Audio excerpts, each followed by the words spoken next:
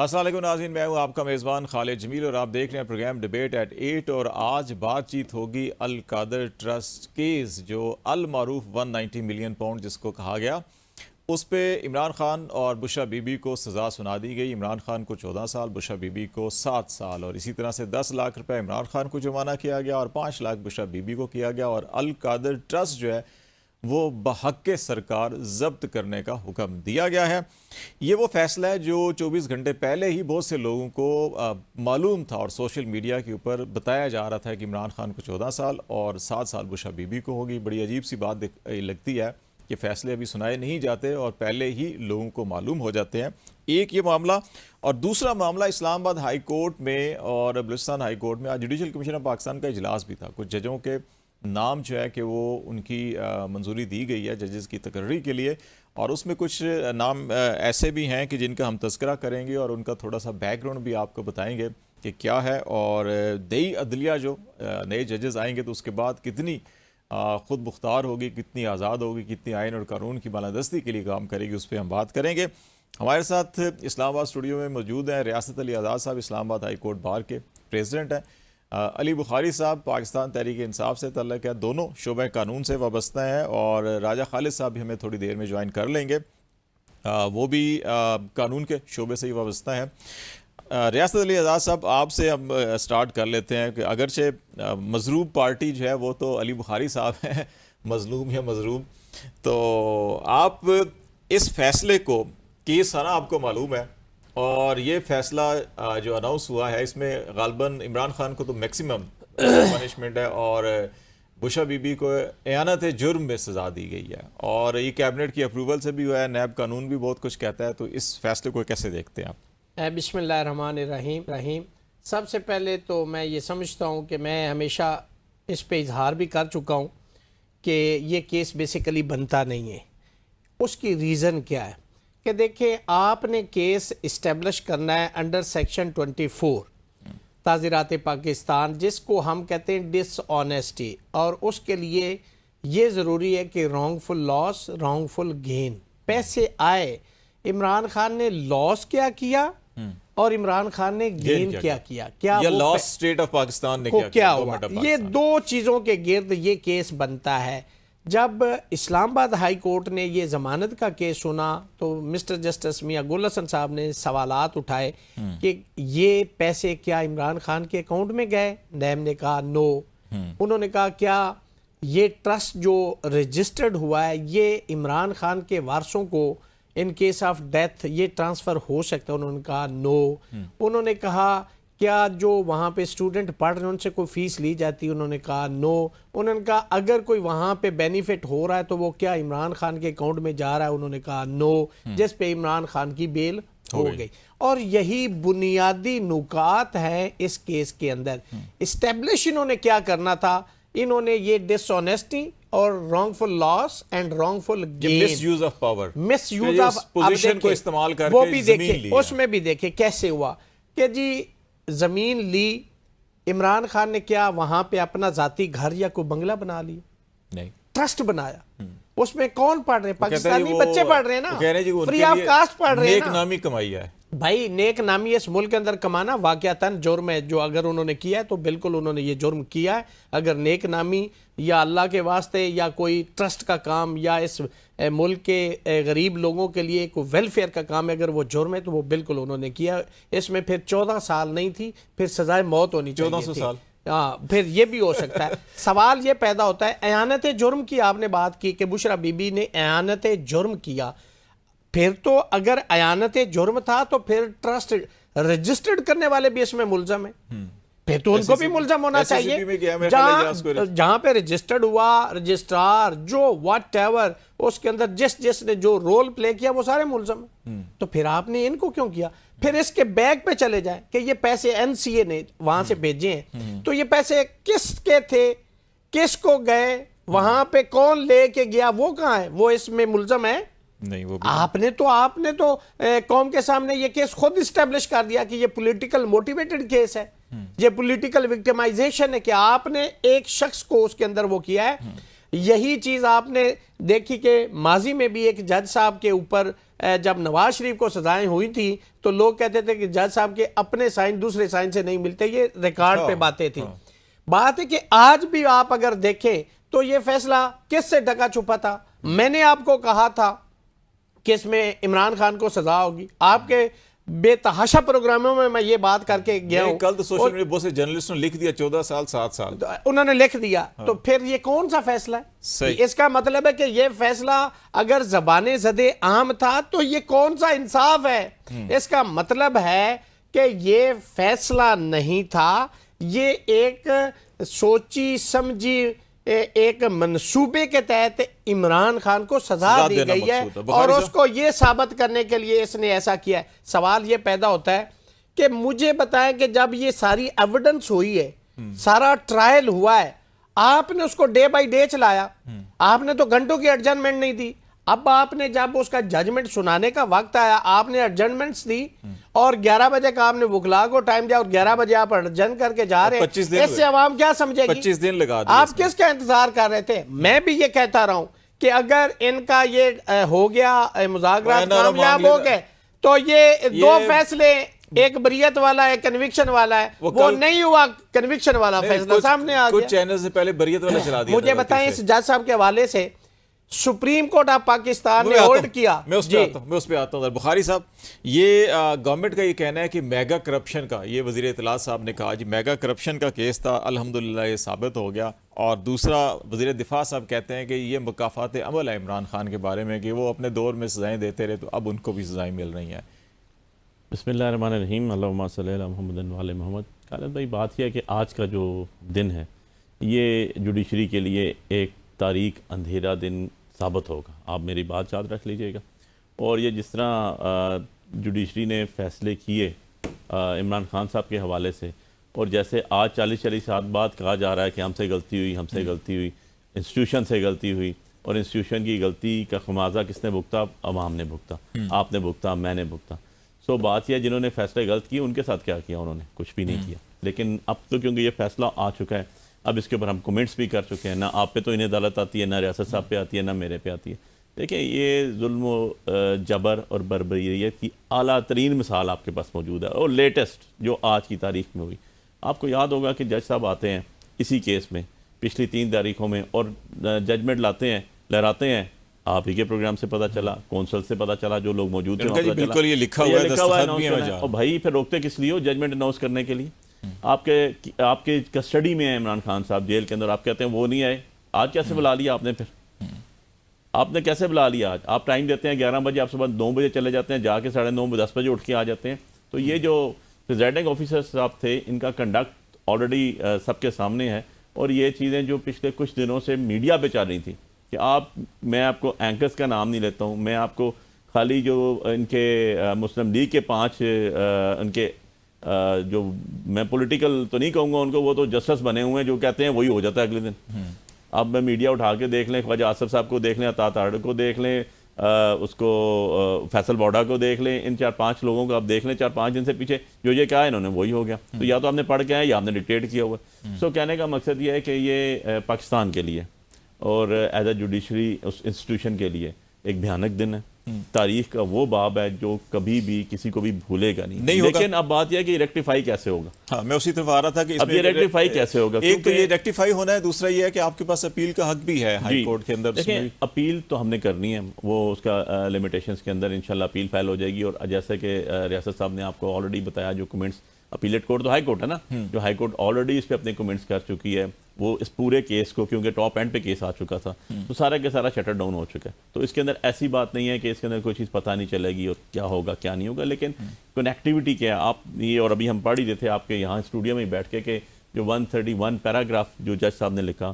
Contradictions جب آ جاتی ہیں ایویڈنس کے اوپر اور وٹنسز کے اوپر، تو اس کا بینیفٹ جو ہے ہمیشہ جو ایکیوزڈ کو ملتا ہے۔ انہوں نے وائٹ کالر کرائم کا اس میں لکھا، اس نے کہا جی اس کے اندر کنٹرڈکشنز ہیں، لیکن وائٹ جو کالر کرائمز ہیں ان میں یہ یوزلی نیچرل بات ہے ہو جاتی ہے، اس لیے اس کو میں نظر انداز کر رہا ہوں۔ نیچرل بات جج صاحب نہیں کہہ سکتے، نیچرل بات ہے، انہوں نے لاء کے مطابق چلنا ہوتا ہے اور ایویڈنس کے مطابق چلنا ہوتا ہے، وہ اپنے پاس سے کچھ بھی نہیں لکھ سکتے اس کے اوپر، اور جو کچھ انہوں نے لکھا ہے یہی چیز اس کو انڈو کر دے گی، آپ دیکھ لیجئے گا۔ لیکن افسوس کا مقام ہے جی اور ہمارے ملک کی جوڈیشری جو پہلے 140ویں نمبر پہ تھی، اب میرا خیال ہے اس نمبر پہ پہنچ جائے گی اس فیصلے کے بعد کہ جس کے نیچے نمبر کوئی نہیں ہوگا. اور اس کے ذمہ دار کون ہیں؟ اس کے ذمہ دار ہیں نہیں اچھا ہے نا، جب اس کو الٹا کریں گے تو پہلے نمبر پہ آ جائیں گے نا. خالد بھائی الٹا لیکن ایک چیز آپ کو بتاؤں، میں ایک چیز کے ہمیشہ خلاف رہا ہوں as a student of law, as a Pakistani citizen, as a politician, as a legal practitioner.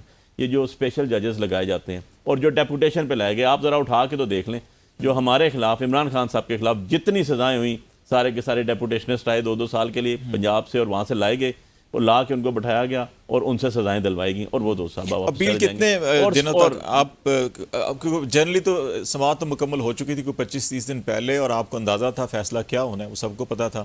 تو اپیل تو عموماً فیصلہ دیکھ کے تیار کی جاتی ہے. اچھا اس کے اندر کون کون سے ایسی لاجیکل ریزنز دی ہیں جن کی بنیاد پہ سزا دی ہے، تو hopefully with in a week 10 days ہو جائے گا. جی ہوپ فلی ہو جائے گی، کیونکہ ادروائز آپ کا جو لمیٹیشن سٹارٹ ہوتی ہے وہ اس دن ہوتی ہے جس دن آپ کو آرڈر اناؤنس ہونے کے بعد آپ سیم ڈے اگر ٹیسٹڈ کاپی اپلائی کرتے ہیں اور آپ کو کاپی ڈیلیوری ہوتی ہے، اس کے بعد اسٹیمپ لگی ہوتی ہے. وہ آج میرے خیال ہے انہوں نے کہا تھا ٹیسٹڈ کاپیز آج ہی دے دیں. وہ اگر آج مل جاتی ہیں تو آج سے لمیٹیشن سٹارٹ ہوگی.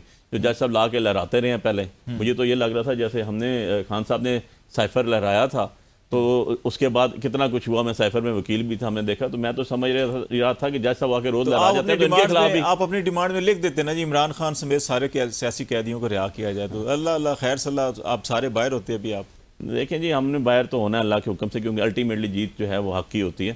آپ نے دیکھ لیا ہے، میں کہاں سے ایگزامپل دینا شروع کروں، 1400 سال سے پیچھے سٹارٹ کروں اور آج کی تاریخ پہ آ جاؤں تو اینڈ رزلٹ یہ ہوا کہ ایک شخص جس نے سنت رسول پہ ایک یونیورسٹی قائم کی جو دین پڑھانے کے لیے ہوئی. قادر یونیورسٹی جو تھی اس کے اندر کیا پڑھایا جا رہا تھا؟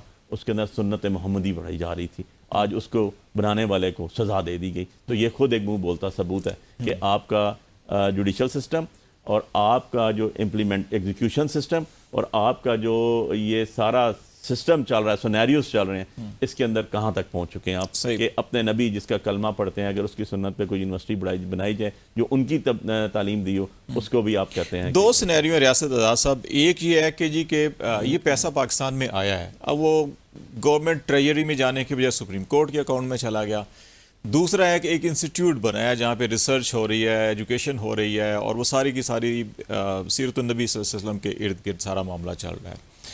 اور ایک سینیریو یہ ہے کہ پیسہ یہاں سے باہر چلا جاتا ہے، ایسٹس بنتے ہیں، پراپرٹیز بنتی ہیں، وہاں جا کے بڑے بڑے محلات بنتے ہیں، اس کو کاروبار کہا جاتا ہے. اس کو جرم بنا دیا ہم نے. تو ہم جا کس طرف رہے ہیں؟ نمبر 1 ایز اے اسٹیٹ کہاں جا رہے ہیں؟ اور دوسرا جو وہ پیرا 131 کا علی بخاری صاحب ذکر کر رہے تھے کہ آپ بھی یہ کرمنل پروسیجر کوڈ کو اور قانونی شہادت کو سمجھتے ہیں کہ یہ جج صاحب نے لکھا کہ گواہ کے بیانات اور شواہد کے اندر تضادات ہیں استخاصہ نے جو دیے ہیں، لیکن ان کو جو ہے کہ جب وائٹ کالر کرائم آ جاتے ہیں تو یہ نیچرل بات ہے، اس لیے میں ان کو نظر انداز کر رہا ہوں.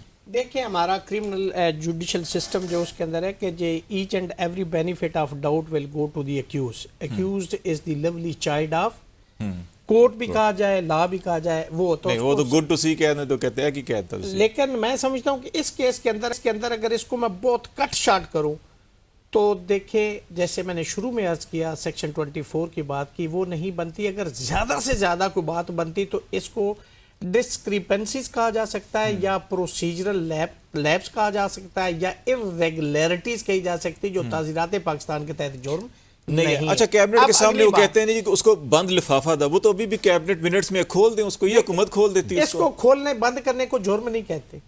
سوال یہ پیدا ہوتا ہے کہ رانگ فل لاس کیا ہوا ہے، رانگ فل گین کیا ہوا ہے. جرم یہ ہے آپ کا کپ، یہ کپ میں اٹھا کے ذاتی استعمال میں لے آتا ہوں یا میں کسی کو آگے بیچ دیتا ہوں یا میں گفٹ کر دیتا ہوں، یہ آپ کو رانگ فل گین ہے.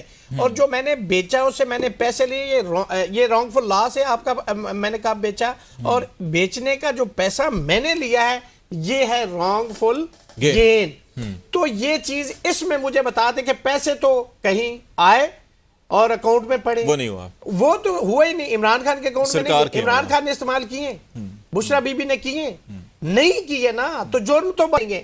اب پھر اس کی اگر آپ سیکوینس میں دیکھیں، جیسے آپ نے ابھی یہ کہا نا کہ جو اس کے اندر ڈسکریپنسیز ہیں اور کنٹراڈکشنز ہیں، ہمارا جوڈیشل سسٹم اور ہمارا اسلامی جو نظام ہے جو انصاف کا، اس کو اگر دیکھیں تو حدیث پاک ہے کہ ایک بے گناہ کو سزا دینے سے بہتر ہے 100 गुनाहगार को छोड़ छोड़ दिए। ये है हमारा निजाम। अगर आप देखें इसके अंदर छोटे से छोटा डाउट भी या कंट्राडिक्शन भी है ना, तो उसका बेनिफिट आपने फुल डोज दे दिए और भाई फुल डोज दे दिया आपने। अमानुल्लाह साहब ने भी ज्वाइन किया। मैं जरा साबिक सदर हैं सुप्रीम कोर्ट बार के, आपके लीडर हैं जनाब अमानुल्लाह साहब, बहुत शुक्रिया। अस्सलाम वालेकुम। हम बात ये कर रहे हैं अलकादर ट्रस्ट केस का, जो 190 मिलियन का फैसला आया, और उसके अंदर फैसले में जैसा हमने लिखा है कि इसमें जो इस्तखासा ने कुछ शवाहिद दिए हैं उसके अंदर तजादात मौजूद हैं, लेकिन वाइट कॉलर क्राइम में हम इसको नज़रअंदाज करते हैं, नेचुरल चीज़ें होती हैं। और जब भी आपने सुना भी होगा रियासत साहब कह रहे हैं कि नहीं, ये तो मुल्ज़म को फ़ायदा जाना चाहिए। ये जो आज सारा फैसला हुआ, इसको आप समझते हैं कि वाकई ठीक है और प्राइम मिनिस्टर ने उस वक्त अपने इख्तियारात का गलत इस्तेमाल किया या कुछ ऐसा गेन किया अपनी पोजीशन को इस्तेमाल करके कि उनको ये 14 साल की सज़ा मिलनी चाहिए थी? बिस्मिल्लाहिर्रहमानिर्रहीम। देखिए जी, मेरिट पे तो जो हमारे दोस्त जिन्होंने केस कंडक्ट किया और जिन्होंने जजमेंट पढ़ा डिटेल से, और जैसा साहब जो फरमा रहे हैं बिल्कुल दुरुस्त है, मगर मैं अलग से कानूनी बात करूंगा, क्योंकि जहां तक नेब ऑर्डिनेंस की बात है जिसके अंदर 2022 में 2023 में तरामीम आई हैं, जिन तरामीम को सुप्रीम कोर्ट ने अपहेल्ड किया है और उस पर जो है हमारी हुकूमत ने बगड़े बजाई हैं, तो आज उस तरमीम के तो धज्जियां उड़ा दी इस अदालत ने। उसके अंदर ये वाज़ेह तौर पर जो है काबीना के जितने फैसले हैं उनको तहफ़्फ़ुज़ दिया गया है। सही। कि काबीना का कोई भी फैसला होगा उसको नेब जो इंटरफेयर नहीं कर सकता है, उसको इम्यूनिटी मिल गई है। और इसके बाद जो इस तरह के जितने भी इदारे हैं, कमेटियां हैं, मुख्तलिफ जगहों पर जो है डेवलपमेंट स्कीमों के बारे में जो मुख्तलिफ काउंसिलें बनी हुई हैं वफाक और सूबों में, उन तमाम को जुर्म के डेफिनेशन से निकाल दिया गया है। तो जब काबीना का फैसला सही है गलत है, नेब के ऑर्डिनेंस के अंदर वो जुर्म ही नहीं है। अगर गलत फैसला भी है तो नेब के परव्यू में नहीं आता है वो। सही। तो इरेगुलरिटी हो सकती है। इरेगुलरिटी का अपना एक प्रोसीजर होगा, अपने END रूल्स होंगे, कुछ गवर्नमेंट के अपने रूल्स ऑफ प्रोसीजर होंगे, उसके अंदर देखा जा सकता है। नेब के जुर्म से तो उसको निकाल दिया गया है। तो काबीना का फैसला अच्छा है बुरा है वो तो गलत है सही है वो तो खत्म हो गया नेब के कानून। सही। अच्छा, ये नुक्ता बताया कि वो ये कहते हैं अमानुल्लाह साहब, वो ये कहते हैं सजा देने वाले ये कहते हैं कि क्योंकि वो बंद लिफाफा था तो वो तो काबीना को बताया ही नहीं इसके अंदर क्या है, तो इसलिए उसको हम काबीना का फैसला फर्ज करो नहीं भी बताया तब भी तो काबीना का फैसला है ना। सही। नहीं बताया उसके अंदर क्या है, वो तो फिर वो नहीं आईओ तो नहीं बैठा वो तो लिफाफे के अंदर। लिफाफा भी मैं तो कह रहा हूँ उसको काबीना के फैसले को उन्होंने इंडेमनिटी दे दी है कि जनाब काबीना के फैसला को ऊपर कोई पूछगछ नहीं हो सकता है। मतलब जहाँ पर कलेक्टिव विजडम इस्तेमाल हुआ हो, किसी इंडिविजुअल का फैसला न हो, तो वहां पर जो है नेब के कानून साकित हो जाते हैं। सही। जब नेब का कानून साकित है तो जज साहब ने अपने घर से फैसला लिख के लाया कहाँ से? अच्छा, तो ये उसके अंदर काबीना का अख्तियार था और उसने अख्तियार इस्तेमाल किया और उसके नतीजे में गलत या सही फैसला किया, तो उसके लिए अलग कोई फोरम ढूंढ। नैब का जुरिसडिक्शन नहीं है क्या? किसी और कानून के तहत ऐसी सूरत में कुछ बन सकता है मामला या केस? नहीं बन सकता वो। और मैं कहता हूँ रूल्स ऑफ प्रोसीजर में हो सकता है कि अगर कोई इरेगुलरिटी है तो उसकी क्या होगी। कोई अगर लेन देन का मामला है, पैसों का मामला है, किसी के ऊपर कोई लायबिलिटी बनती है, वो अलग प्रोसीजर गवर्नमेंट खुद कर सकती है फ्रेम। गवर्नमेंट के अपने रूल्स ऑफ प्रोसीजर होंगे तो उसके अंदर देखा जा सकता है, मगर इसके अंदर कोई बात करप्शन की नहीं है। दूसरी बात जहां तक बात है कि बुशरा बीबी और अलकादर ट्रस्ट और रियाज मलिक का पैसा, इसका तो इससे कोई नेक्सस इसलिए नहीं है कि ये दो प्राइवेट पार्टीज हैं। सही। दो प्राइवेट पार्टी, मलिक रियाज चाहे अपनी पूरी जायदाद बुशरा बीबी को दे दे, किसी को क्या हक है रियासत को या गवर्नमेंट को किसी किसी पूछे तुमने मिल्कियत क्यों दी है? मिल्कियत सही है गलत है, मलिक रियाज की है, उसने दे दी अपनी तरफ से, अपनी चीज दी है। सही। तो उस पर भी नेब का कानून प्राइवेट आदमियों पर लागू नहीं होता है। अलकादर ट्रस्ट को जो पैसा या जो जमीन दिया है किसी ने दिया तो प्राइवेटली दिया है, गवर्नमेंट के खजाने से नहीं दिया है। सही है। अगर मानो साहब हमारे साथ रहेगा, जरा ब्रेक ले लेते हैं, ब्रेक ले लेते हैं और ब्रेक के बाद वापस आते हैं। फिर हमें राजा खालिद हैं कि वो भी ज्वाइन कर लेंगे और बातचीत को आगे बढ़ाएंगे। नाज़रीन हमारे साथ रहिएगा।